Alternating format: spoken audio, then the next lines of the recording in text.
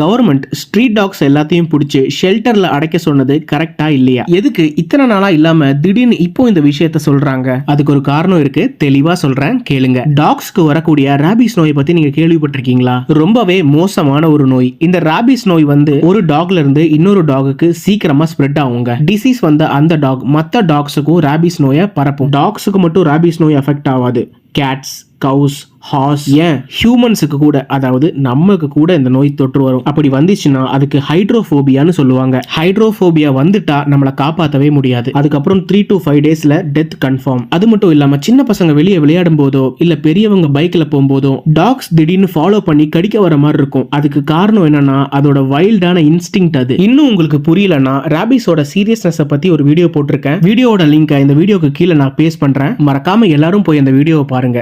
அது உங்களுக்கு கண்டிப்பா யூஸ்ஃபுல்லா இருக்கும். அதே மாதிரி இந்த மாதிரி மோர் இன்ஃபர்மேட்டிவ் விஷயங்கள்